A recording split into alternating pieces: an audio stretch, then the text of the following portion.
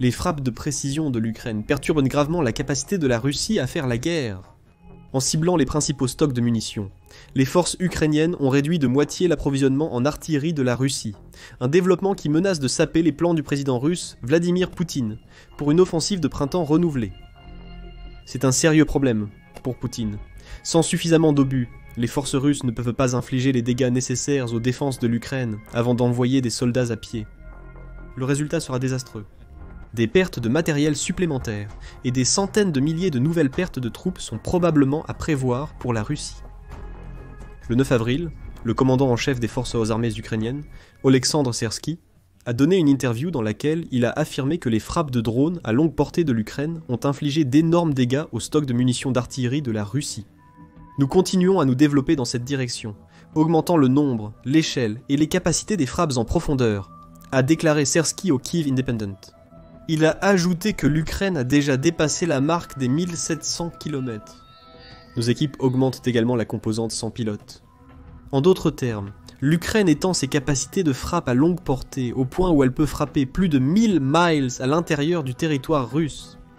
Cela met plusieurs villes et sites militaires russes clés en danger, y compris Moscou. Sersky a également livré quelques chiffres. Le chef militaire a révélé que les soldats russes tiraient environ 40 000 obus d'artillerie sur l'Ukraine chaque jour pendant les premières années de la guerre. Cela ne se produit plus. Les attaques à longue portée de l'Ukraine contre les stocks de munitions de la Russie ont pratiquement réduit de moitié ce nombre, les forces de Poutine étant réduites à tirer. 23 000 tours par jour. En 2025, c'est toujours un nombre substantiel. Mais cette réduction de moitié de la puissance d'attaque terrestre de la Russie aura un impact durable sur la capacité de Poutine à compter sur ses tactiques d'attrition pour prendre des positions ukrainiennes. C'est aussi un énorme revirement pour l'Ukraine. Retour en décembre 2024. Sky News a déclaré que la Russie était capable de lancer environ 1 point, 5 obus d'artillerie pour chaque obus que l'Ukraine renvoyait. Alors que les stocks de munitions de Poutine diminuent encore plus. L'Ukraine réduira l'écart de munitions, peut-être même au point d'être en mesure d'atteindre la parité avec les forces de Poutine. Alors, que sait-on des frappes à longue portée de l'Ukraine ? Quelques exemples qui démontrent à quel point la stratégie à longue portée du pays a été efficace contre les stocks de munitions de Poutine. Prenez par exemple l'assaut du 18 septembre 2024 dans l'oblast de Tver. Le Kyiv Independent rapporte qu'une attaque ukrainienne sur l'installation, dont la Russie s'était précédemment vantée, capable de résister à une bombe nucléaire, a décimé les stocks d'artillerie. Selon le service de sécurité de l'Ukraine, l'agence de renseignement militaire ukrainienne, la frappe a complètement rasé la zone. Un grand entrepôt du département principal des missiles et de l'artillerie du ministère de la Défense russe. Parmi l'équipement perdu de Poutine ce jour-là, se trouvaient des bombes guidées par cabine, qu'il utilisait pour bombarder l'infrastructure ukrainienne, plusieurs de ses missiles balistiques Iskander, des munitions anti-aériennes et des centaines d'obus d'artillerie. Ce n'était pas une petite frappe.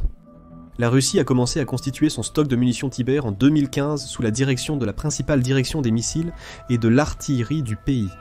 Cette construction faisait partie d'un programme gouvernemental plus large de 2012 visant à améliorer les stocks de missiles et de munitions de la Russie, qui prévoyait la construction de 13 dépôts d'armes modernes pour 980 millions de dollars. Le dépôt de Tiber était l'un des 13 en 2018. L'ancien vice-ministre russe de la Défense, Dmitri Bulgakov, a affirmé que l'arsenal assure un stockage sûr et sécurisé, protège les armes contre les frappes aériennes et de missiles, et même contre les dommages d'une explosion nucléaire. En réalité, le dépôt était principalement un entrepôt de stockage en béton. Il avait tort. Certes, c'était mieux que la méthode russe précédente de stockage des munitions d'artillerie à l'air libre.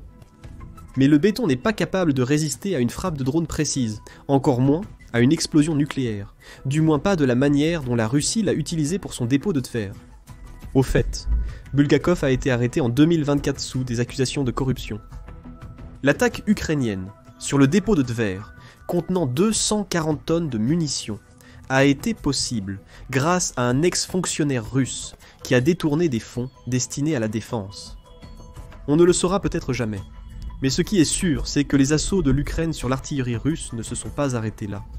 Avance rapide au 1er avril 2025, et Forbes a révélé que les assauts d'artillerie de l'Ukraine ont obtenu des résultats dévastateurs.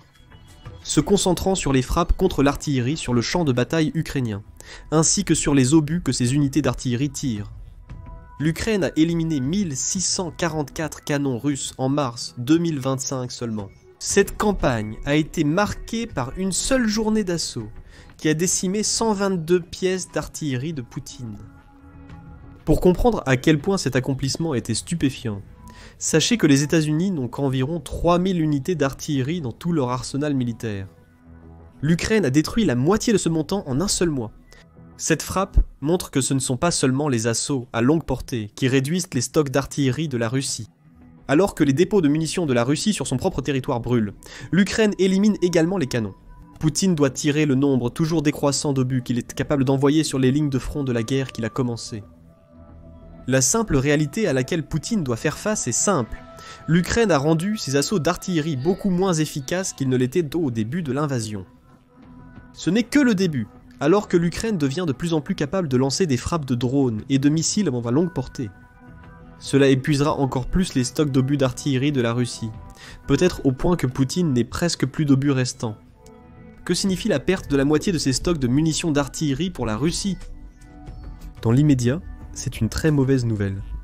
En plus d'expliquer à quel point l'Ukraine a endommagé les stocks de la Russie, Sersky dit que la Russie a déjà commencé son offensive de printemps contre l'Ukraine. Confirmant un avertissement donné par le président ukrainien Volodymyr Zelensky fin mars, Sersky a dit « Je peux dire que le président a absolument raison ». Et cette offensive a effectivement déjà commencé.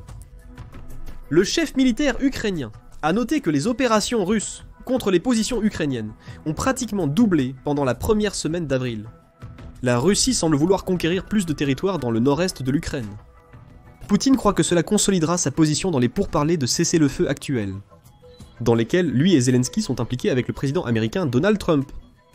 Cette nouvelle offensive intervient également après que la Russie a réussi à repousser en grande partie l'Ukraine hors de l'oblast de Koursk, que les forces de Zelensky ont réussi à contre-envahir en août. En 2024, l'Ukraine occupait environ 400 miles carrés du territoire russe de l'oblast.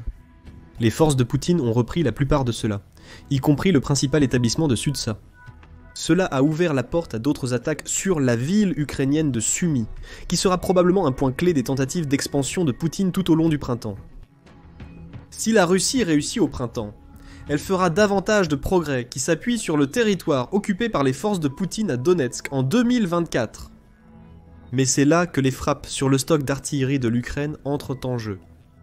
La Russie compte fortement sur son artillerie lorsqu'elle mène des assauts terrestres contre l'Ukraine. Comme l'explique l'Institut royal des services unis, la Russie exploite toujours la capacité de l'artillerie à dégager des pièges et autres obstacles, pour refuser à l'ennemi des zones de tuerie prévues à l'avance. Cette exploitation comprend l'utilisation d'obus d'artillerie pour détruire les mines et les fortifications de l'Ukraine, dégageant un chemin pour les soldats, les chars et les véhicules blindés de Poutine pour assaillir les défenses de l'Ukraine. Bien que cette tactique ne soit pas tout à fait morte dans l'eau, l'utilisation de l'artillerie par Poutine pour dégager le terrain devient beaucoup moins efficace, quand ses canons n'ont pas assez d'obus. Sa capacité à détruire les zones de tuerie mises en place par l'Ukraine a diminué de moitié.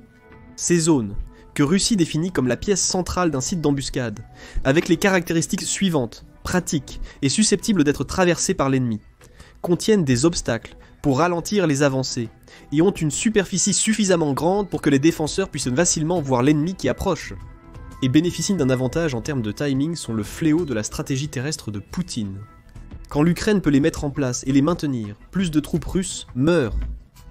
Maintenant que la Russie a moins de munitions d'artillerie, plus de zones de tuerie vont apparaître en Ukraine. Et chacune de ces zones est destinée à ralentir massivement les avancées que la Russie souhaite réaliser au printemps. En fait, il y a déjà des preuves que cela se produit. Comme l'a rapporté Newsweek le 7 avril, la Russie n'a réussi à saisir que 55 miles carrés de territoire ukrainien en mars. Il a obtenu ces chiffres du ministère de la Défense du Royaume-Uni, qui souligne également que les forces de Poutine ont réussi à capturer 270 miles carrés d'Ukraine en novembre. Les chiffres ont diminué mois après mois depuis lors. Un ralentissement des captures territoriales est prévu pendant l'hiver. Les conditions, notamment en Ukraine, où les températures hivernales sont souvent négatives, deviennent assez difficiles pour entraver les avancées. Cependant, Poutine remarquera qu'un mauvais schéma émerge. Mars a marqué le début du printemps. Pourtant, ces forces n'ont pu capturer qu'environ 1/5 du territoire qu'elles ont gagné au mois de novembre plus froid. Cette perte de rythme inquiétera Poutine, surtout s'il compte utiliser davantage de gains territoriaux, comme levier dans les négociations de cessez-le-feu. Toutefois, il sera probablement plus préoccupé par les implications des frappes à longue portée de l'Ukraine pour l'avenir de la Russie. Il va être contraint de compter de plus en plus sur ses alliés, y compris la Corée du Nord et l'Iran, pour maintenir ses stocks d'armes restants. Des rapports datant de mars 2024 nous permettent de comprendre pourquoi cela serait le cas. Ce mois-là, Cable News Network a publié un titre indiquant que la Russie produisait 3 fois plus d'obus d'artillerie pour elle-même. Alors que les États-Unis et l'Europe construisaient pour l'Ukraine, l'industrie de la défense de Poutine fabriquait 250 000 obus par jour, a affirmé Cable News Network, les États-Unis et l'Europe n'ayant la capacité de fournir à l'Ukraine que 1 200 000 d'obus par an. Cela semble être une mauvaise nouvelle, mais réfléchissez à ce que cela signifie dans le contexte des chiffres, a déclaré Sersky. Il dit que Poutine essayait de maintenir un volume de bombardement d'artillerie de 40 000 obus par jour. Diviser 250 000 obus fabriqués en Russie par mois par 30 jours, et cela fait environ 8 300 obus. Le changement s'opérant suite à ces attaques quotidiennes. Les chiffres ne correspondent pas. Même à son apogée, la Russie ne produisait que moins d'un quart des obus nécessaires pour soutenir ses assauts de 40 000 par jour. En supposant que la Russie maintient les mêmes niveaux de production en 2025, il est clair pourquoi le nombre d'obus qu'elle lance quotidiennement a été divisé par 2. Elle n'en produit pas assez, et elle perd beaucoup de ce qu'elle produit à cause des frappes aériennes à longue portée de l'Ukraine. C'est là que la Corée du Nord et l'Iran entrent en jeu. La Russie a reçu des millions d'obus d'artillerie de 2 pays, permettant à Poutine de poursuivre ses barrages. C'est une mauvaise situation pour Poutine, car plus il doit compter sur des alliés étrangers pour soutenir ses assauts d'artillerie sur l'Ukraine, plus il place la Russie dans les poches de ses alliés. Selon le Kyiv Independent, en octobre dernier, la Corée du Nord a commencé 2024 que le pays était responsable d'environ la moitié des obus que la Russie utilisait pour attaquer l'Ukraine à l'époque. Il a affirmé que la Corée du Nord expédiait environ 3 millions d'obus à la Russie par an, égalant la production intérieure de la Russie pour fournir à Poutine 6 millions d'obus. Lorsque les deux sont combinés, cela n'est toujours pas suffisant pour maintenir 40 000 obus par jour, n'amenant la capacité quotidienne de la Russie qu'à environ 16 700. Un grand nombre d'obus proviennent de la Corée du Nord. Et bien que le Kyiv Independent souligne que ces approvisionnements nord-coréens ont permis à Poutine de maintenir son bombardement, le fait qu'il les accepte du tout est également un signe du désespoir de la Russie. Poutine s'aligne avec la Corée du Nord. Ils ont un pacte de défense coopératif, également utilisé par la Russie pour se justifier, recevant plus de 10 000 soldats nord-coréens pour lancer sa maudite contre-offensive. Mais maintenant, Poutine doit à la Corée du Nord. Comme le souligne The Standard, le dictateur nord-coréen Kim Jong-un a beaucoup plus à gagner de l'utilisation par la Russie des obus d'artillerie de son pays que Poutine n'obtient de la Corée du Nord. Poutine bénéficie de certains avantages à court terme. Cependant, Kim peut maintenant utiliser le leader russe pour tenter de sortir de l'isolement imposé à sa nation par le reste du monde. Kim peut également demander l'accès à des secrets militaires russes clés, tels que des informations sur la façon de construire des armes nucléaires que Poutine peut se sentir obligé de fournir. La Corée du Nord a désormais un moyen de pression sur la Russie. Si la Russie ne donne pas à Kim ce qu'il veut, le dictateur peut arrêter toutes les livraisons de troupes et d'obus d'artillerie à ses alliés. Poutine s'est mis dans une position compromettante pour maintenir la pression sur l'Ukraine. Puis il y a l'Iran. Bien que l'essentiel de la coopération entre la Russie et l'Iran se soit concentré sur les drones et les missiles que ce dernier fournit à la première, le Stimson Center note que la Russie reçoit des obus d'artillerie de ses alliés iraniens. On ne sait pas exactement combien. Mais le fait que les stocks de la Russie soient si épuisés qu'elle doit compter sur l'Iran crée la même situation que celle que nous voyons avec la Corée du Nord. Poutine est dans la poche de l'Iran. Les limitations de l'accord de partenariat stratégique entre la Russie et l'Iran, signé en janvier 2025, sont évidentes. Là où des traités similaires ont soit forcé la défense coopérative, comme dans le cas de la Corée du Nord, soit promis plus d'investissements en Russie, le document que Poutine a signé avec l'Iran est beaucoup plus vague. Il contient principalement des engagements vagues, comme confirmer, s'engager et faciliter, avec peu de déclarations concrètes des deux parties. Selon la Carnegie Endowment, si le document avait été signé il y a quelques années, il aurait été une bonne base pour les relations russo-iraniennes. Actuellement, ce n'est qu'un résumé de la situation présente. Il n'y a rien de nouveau dans les détails, dit la Carnegie Endowment. Ce qui n'est pas bon pour Poutine, car cela signifie que l'Iran garde ses options ouvertes et pourrait chercher à insérer des détails dans tout futur accord qui pousserait la Russie à lui rembourser ce qu'elle a fourni pendant l'invasion de Poutine. Par exemple, disons, si l'Iran est entraîné dans une guerre avec les États-Unis. C'est une possibilité certaine en ce moment, car Donald Trump a menacé de bombarder l'Iran jusqu'à l'oubli si elle ne commence pas des négociations directes avec les États-Unis sur son programme de développement d'armes nucléaires. Si ce bombardement débute, l'Iran demandera-t-il l'aide de la Russie contre les États-Unis? Si cela devait arriver, Poutine pourrait devoir affronter une guerre contre une nation à laquelle il n'est pas du tout préparé, après plus de 3 années éprouvantes en Ukraine. Et Vladimir fait face à tous ces problèmes, en partie à cause de ses problèmes d'obus d'artillerie. Maintenant que l'Ukraine a réduit de moitié sa capacité à bombarder son territoire, Poutine pourrait être contraint de compter encore plus sur la Corée du Nord et l'Iran pour maintenir ses stocks. Cette dépendance crée une obligation, et finalement, il pourrait se retrouver avec un choix entre rejoindre ces deux nations dans les guerres qu'elles pourraient affronter, ou les trahir, risquant leur colère en réponse. Aucune de ces situations n'est bonne pour Poutine, et ça empire. Ce n'est pas seulement une pénurie d'obus d'artillerie à laquelle la Russie doit faire face, quand elle manque également des canons nécessaires pour tirer les stocks d'obus qui diminuent. L'impact de ce problème se manifestait déjà en décembre 2024, lorsque le Kyiv Independent a rapporté que la Russie comptait de plus en plus sur ses bombes planantes, plutôt que sur l'artillerie, pour assaillir les fortifications de l'Ukraine. Ce changement de tactique devient de plus en plus constant en 2025, surtout maintenant que la Russie a perdu plus de 26 000 de ses systèmes d'artillerie, selon le ministère de la Défense de l'Ukraine. Pravda rapporte que l'ampleur des assauts d'artillerie passés de la Russie signifie également que le pays doit remplacer les canons d'artillerie tous les quelques mois. Il en manque aussi.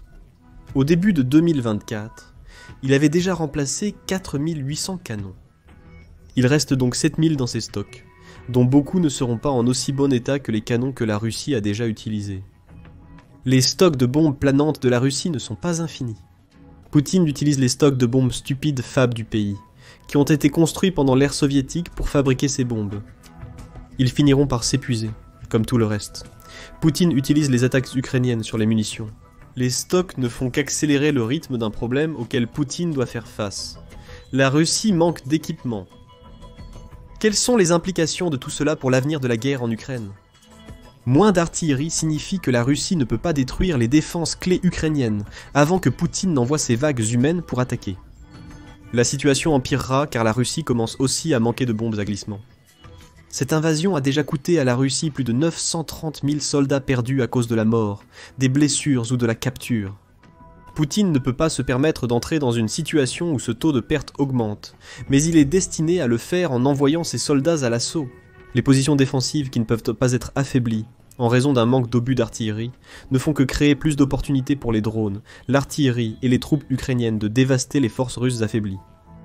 Poutine pensait qu'il pourrait utiliser un nombre écrasant d'artillerie pour épuiser l'Ukraine, mais ses stocks sont maintenant tellement épuisés que la guerre d'usure qu'il a commencée lui revient en pleine figure. Et ça empire encore pour Poutine.